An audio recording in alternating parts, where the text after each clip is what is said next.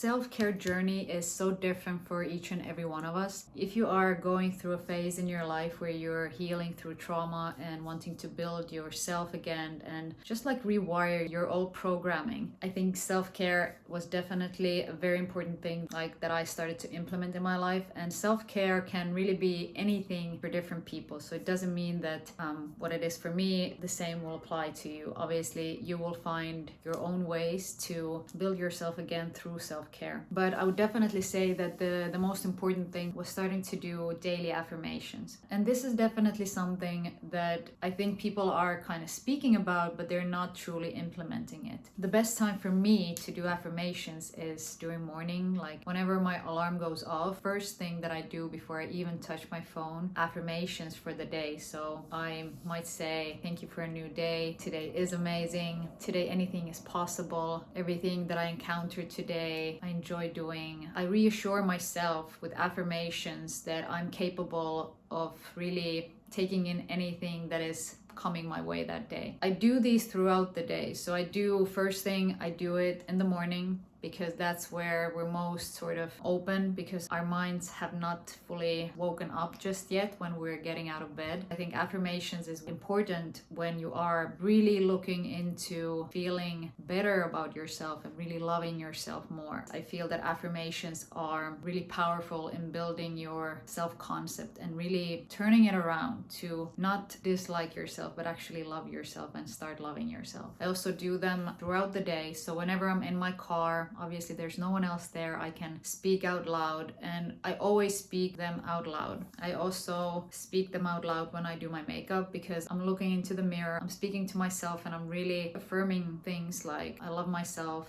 I'm so beautiful, I'm so loved, I'm so abundant, I'm valued among everyone that I know. I speak these things into existence. Whatever works for you. Some people actually use affirmations in third person, so they would say you are beautiful, you are loved, but for me it works better when I say I am, because I feel that I'm speaking to myself and it feels more natural to me. You can start with affirmations that you feel are more natural to you. If you feel that there is resistance in you telling yourself that you love yourself or that you are valued, there is some resistance that you need to work through subconscious, like meditation or visualization and EFT tapping, of course. And you can try affirmations with things that you don't have resistance with, like let's say that lucky girl syndrome is sort of similar, where you're stating to yourself that you're so lucky and everything is always working out for you. It doesn't have to do with your self-worth, so it might be easier for you to get to the kind of habit of doing affirmations without having the resistance of not believing what you're telling to yourself. So definitely affirmations. Another thing that I've been doing in and out during my early 20s, one thing that I noticed to have a huge impact on me was definitely keeping my own promises. And this is way easier to be said than done, because I feel that, you know, if you're saying to yourself that you're going to do something and then you're kind of slacking off in doing that, I feel that we are letting ourselves down. But because there is no one else to keep us accountable than ourselves, we don't really take it as seriously and we don't really act upon that. So if we are letting ourselves down, we just kind of let it slide and maybe get back to it later on. I started to really keep my promises to myself and understand that if I do accomplish things that I set for myself to do, I'm reaching small goals that will eventually turn into bigger goals over the time, of course. So it's not something that is instant, but it is something that if I do not do, I notice that I cannot really trust myself and I cannot really trust my decisions. So the more I keep my promises to myself, the more I trust myself, my intuition, the more I can rely on myself to do the things that I set out to do. And of course, setting goals and keeping promises in the energy that you have at the moment. Like, we're not always 100%, but I do feel that delivering promises to yourself when you are feeling energetic and you have the energy to accomplish things is way more important than always trying to do 110% if you are not always capable of doing so, because we are not machines. We should always listen to our intuition and ourselves, whether we are capable of giving ourselves what we need at that exact time, knowing to let yourself rest whenever that is needed. But if you notice that you are constantly making promises to yourself, like to wake up earlier, or not to be that much on social media, or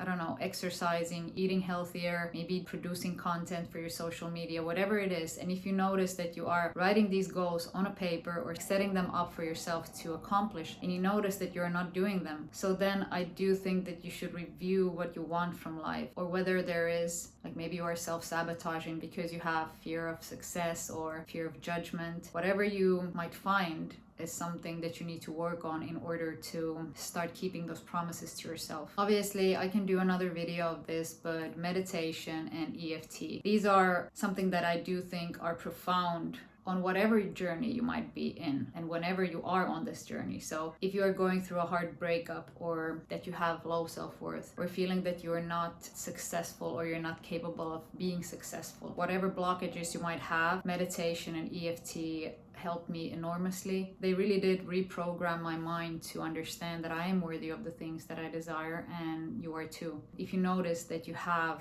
resistant towards loving yourself and speaking about yourself in a kind manner, I do think that you should start with meditation and just really quieting your mind. From there you can move on to EFT, because I feel that EFT will not work if your mind is still super crowded. This would be something that I would implement, because after I started meditation, I started to notice my thought patterns, the way I was thinking about things, and how I was projecting my feelings onto others and also mirroring others. So I was always reacting to things around me. And after I started meditation, I started to be more honest, and I could be more clear about what I saw and what I felt, and let go of the emotions and thought patterns that didn't really serve me. So meditation definitely did that to me. And EFT tapping is something I do every day also, but I noticed that it works even better whenever I am having a reaction to, let's say, I feel like somebody hurt my feelings or something else happened in my life. I would do EFT tapping to release this blocked energy in my body that was created by this event or circumstance. So that is a great way of releasing energy, to be more aware and mindful of what your head is producing, because we are our thoughts, right? Not only our thoughts, but when we think about things with very intense emotion like fear or happiness, we are then emphasizing this emotion and the energy that we are sending out. So if we are always fearful of things and feeling resentment and envy and really just judging ourselves and others, we are really on a low vibration then. And meditation for me helped me to get out of that and to really see it a bit more clear, if that makes sense. The last thing that I still think is very important is definitely speaking to myself kindly. Once I started to love myself more after, doing affirmations and meditation and all these things that I just mentioned previously, I started to be more aware of my thoughts and things that I would say to myself. And this is a difficult thing to notice, I have to say. It took me quite some time, and I'm still not always noticing how I speak to myself internally, because it's something that you are not aware of. You're aware of it if something major is happening in your life, but noticing the thoughts that you have just in regular settings and the thoughts that you are repeating to yourself throughout the day, for me it was something very negative, and I always thought that I'm not capable of doing things. Why would I even think that I could succeed? If somebody said that I cannot do it, I would always think they're probably right. Why would I even try? I would always have these thoughts, and I would have a lot of them. Like, they were really bringing me down. So starting really turning that direction, like turning this internal discussion into something very soft and loving, where I started to understand that, okay, it's okay to feel disappointed, it's okay to feel fear in this situation, and then once I notice the feeling, once I notice the emotion, I can turn it around. I can really redirect it into whatever I wanted to redirect it for. So I understood that I can really master my own emotions through mastering my thoughts, but it's a very long process. I don't think we will ever be truly done with it in any way, but I would start with these. If you are on your self-healing journey, and if you are really wanting to heal from past events and happenings in your life, you need to start digging deep. When you start to love yourself, you are more able to start making better decisions for yourself in your daily life. Self-love is crucial. This has helped me enormously, where I still have negative emotions rising up, and I notice that whenever I am with friends ones who are not aligned with me and are not maybe having my best interest in mind. It feels like a tight thing in your chest. I notice that it's not quite genuine. I do have this emotion that I carry on throughout the day. So I always try to release it through EFT tapping and then meditation, because we cannot fully just remove ourselves from negative events or situations or people. We have to go through them, and it's like spiritual hygiene. How do you master yourself outside of the physical reality that you have? Alright guys, I'll see you next week.